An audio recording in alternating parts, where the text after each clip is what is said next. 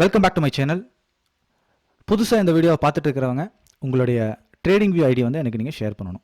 உங்கள் trading view ID எனக்கு share பண்ணுறது மூலமாக உங்களுக்கு என்னுடைய ஃப்ரீ இண்டிகேட்டர் சீக்வன்ஸ் அப்படிங்கிற இண்டிகேட்டர் நான் கொடுப்பேன். அது not only N indicator, option mechanism எப்படி ஒர்க் ஆகுது அப்படிங்கிறத வந்து நீங்கள் எல்லாருமே பார்க்கலாம். ஓகேவா? Okay, fine. இன்றைக்கி வந்து வீடியோக்குள்ளே போகிறதுக்கு முன்னால் புதுசாக வந்து நிறைய பேர் சப்ஸ்கிரைப் பண்ணியிருக்கீங்க. ஸோ உங்களுக்காக வந்து ஒரு கிளிம்ஸ் சார்ட் இண்டிகேட்டர் ஆட் பண்ணோன்னே உங்களுக்கு வந்து சார்ட் வந்து ரெண்டு டியூவலாக தெரியும். கால் ஆப்ஷன் சார்ட்குள்ளே போனீங்க அப்படின்னா call option and put option ரெண்டுமே தெரியும். ஸோ இல்லை எனக்கு ஒரு ஆப்ஷன் மட்டும் பார்த்தா போதும் அப்படின்னா நீங்கள் செட்டிங்ஸில் போய் பேர்டு ஆப்ஷன் அப்படின்னு ஒன்று இருக்கும், அதை ரிமூவ் பண்ணிட்டீங்க அப்படின்னா உங்களுக்கு ஒரு ஆப்ஷன் சார்ட் தான் தெரியும். இல்லைன்னா உங்களுக்கு ரெண்டு ஆப்ஷன் சார்ட் தெரியும். ஓகேவா? ஸோ இதை வந்து ரொம்ப கிளியராக இருந்துக்கோங்க. ரெண்டு ஆப்ஷன் சார்ட் தெரியும். சரி, இன்றைக்கி வந்து வீடியோக்குள்ளே போயிடலாம். லாஸ்ட் ஃப்ரைடே வந்து பேங்க் நிஃப்டியில் என்ன நடந்துச்சு அப்படின்னா வந்து நம்மளுடைய சீக்வன்ஸ் படி what is the them rule, ஒரு ரெட் ஏரியாவை கிராஸ் பண்ணனா அடுத்த ரெட்டு போகணும். இதுதான் வந்து சீக்வன்ஸோடைய தம் ரூல். இதில் வந்து நம்ம ரிஸ்க் மேனேஜ்மெண்ட் அப்படிங்கிறத நம்ம யூஸ் பண்ணி நம்ம எப்படி ப்ராஃபிட் பண்ணுறோம் அப்படிங்கிறது தான் வந்து ரொம்ப ரொம்ப matter. Out of 5 trade 4 trade loss ஆனாலும் லாபம் அப்படிங்கிறது வந்து வர முடியும். ஸோ அதுதான் வந்து சீக்வன்ஸில் இருக்கிற ஒரு ஸ்பெஷாலிட்டி. சீக்வன்ஸ் அப்படிங்கிறது வந்து வெறும் monthly income and quarterly income, அதை வந்து ரொம்ப கிளியராக தெரிஞ்சுருக்கணும். Monthly income and quarterly income, daily income தராது. ஓகேவா? ஆனால் மெக்கானிசமை நீங்கள் புரிஞ்சுக்கிட்டீங்க அப்படின்னா ஸ்ட்ராட்டஜி அப்படிங்கிறது மேட்ரே கிடையாது. ஓகேவா? சரி, சீக்வன்ஸில் வந்து என்ன நடந்திருக்கு அப்படின்னா எக்ஸாக்டாக பார்த்தீங்க அப்படின்னா மார்னிங் வந்து ரெட்டு கிராஸ் ஆகி ஒரு சின்ன லாஸ் அப்படிங்கிற மாதிரி கொடுத்துருக்கு. சரி, தெரியுதா? ஃபஸ்ட்டு வந்து டைம் ஃப்ரேம் வந்து முக்கியமே கிடையாது. ஓகேவா? சீக்வன்ஸை பொறுத்த வரைக்கும் டைம் ஃப்ரேம் முக்கியமே கிடையாது. எங்கே கிராஸ் ஆகுதோ அங்கிருந்து நம்ம வந்து இம்ப்ளிமெண்ட் பண்ணணும், அதுதான் வந்து மேட்டர். சரி, இப்போது என்ன நடந்திருக்கு அப்படிங்கிறத பார்க்கலாம். மார்னிங் வந்து கிராஸ் ஆகிடுச்சு. பேங்க் நிஃப்டி வந்து அட் தி மணி ஆப்ஷன்ஸ் இமீடியட்டாக கிராஸ் ஆகிடுச்சு. கிராஸ் ஆன உடனே வந்து நமக்கு வந்து தேவையான ப்ராஃபிட் போகலை, நமக்கு கீழே வந்துருச்சு. ஸோ நம்மளுடைய ஸ்டாப் லாஸ் என்ன? கீழே இருக்கிற லைனுக்கும் மிட் பாயிண்ட் அப்படிங்கிறது தான் நம்மளுடைய ஸ்டாப் லாஸ். நம்ம என்ட்ரி எடுக்கிறோம், கிராஸ் ஆனோன்னு என்ட்ரி எடுக்கிறோம் அப்படின்னா கீழே இருக்கிற லைனுடைய மிட் பாயிண்ட், இது வந்து நம்மளுடைய ஸ்டாப் லாஸ். நம்மளுடைய ஸ்டாப் லாஸ் ட்ரிகர் ஆயிடுச்சு அப்படின்னா இனிஷியலாக ட்ரேடர் என்ன பண்ணணும் அப்படின்னா, இப்போ இந்த கேசஸில் எக்ஸாம்பிள் எடுத்துக்கோங்க. நம்மளுடைய ரிஸ்க் எவ்வளோ அப்படின்னு பார்த்தோம்னா 6% அப்படிங்கிறது தான் நம்மளுடைய risk. So as a trader என்ன பண்ணணும்னா 6% லாஸ் புக் பண்ணணும். நார்மலாக ட்ரேடர் என்ன பண்ணுவாங்கன்னா ப்ராஃபிட்டை கன்வெர்ட் பண்ண வெயிட் பண்ணுவாங்க, அப்படி பண்ணக்கூடாது. ரெண்டாவது ஒரு ஆப்பர்ச்சுனிட்டி அப்படிங்கிறது வந்திருக்கு பாருங்கள். இந்த ரெண்டாவது ஆப்பர்ச்சுனிட்டியில் சேம் அதே 6% நம்ம ரிஸ்க் எடுக்கிறோம். அந்த 6% ரிஸ்க்குக்கு நமக்கு ரிவார்டு எவ்வளோ வருது? ஸோ ரெண்டாவது டைம் என்ட்ரி எடுக்கும்போது நமக்கு ரிவார்டு மட்டுமே 36% அப்படிங்கிற மாதிரி இருக்குது. So 36% minus 6 is equal to 30%. So இது வந்து நம்மளுடைய லாபம் அப்படின்னு சொல்லி நம்ம வந்து இந்த ட்ரேடிலிருந்து வெளியே வந்துட்டு ஐடியலாக இருக்கணும். இது எல்லாமே வந்து ஓப்பனிங் ட்ரேட் அப்படிங்கிற மாதிரி தான் கன்சிடர் பண்ணணும்.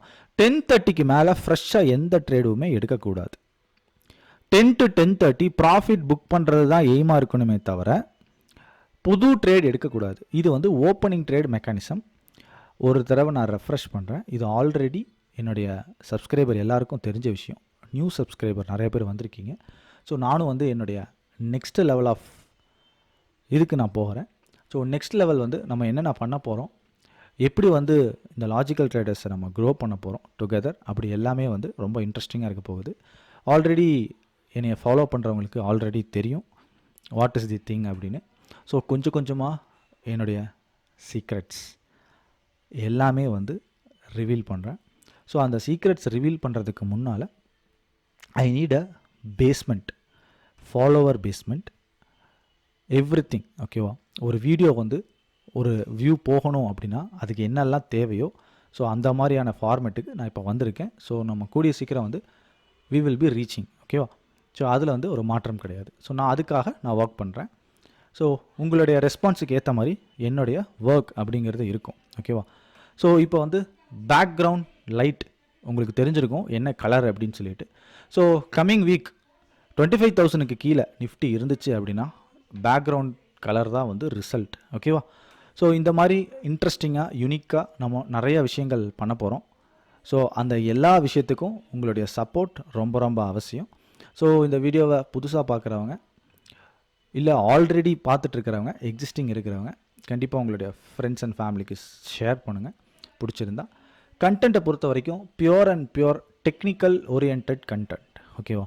ஃபண்டமெண்டல் அனலிசிஸ் அப்படிங்கிறதுல வந்து எனக்கு உடன்பாடு இல்லை, ஓகேவா. ஏன்னா நிறைய ஃபண்டமெண்டல் அனாலிசிஸ் நியூஸ் இதில் வந்து நிறைய ட்ராப் அப்படிங்கிறது வந்து நடந்திருக்கு.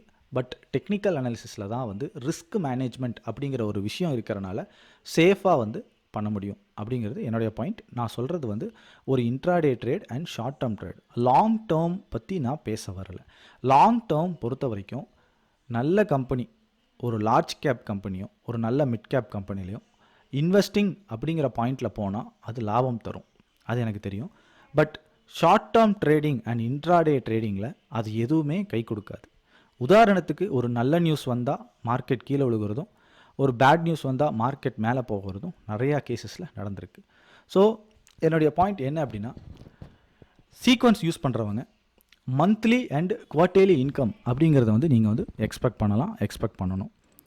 நார்மலாக வந்து இந்த சீக்வன்ஸை வச்சுட்டு ரொம்ப எக்ஸ்பெரிமெண்ட் இனிஷியலாக பண்ணாதீங்க. இது லாட்ஸ் ஆஃப் ரிசர்ச்சஸ் அடங்கியிருக்கு.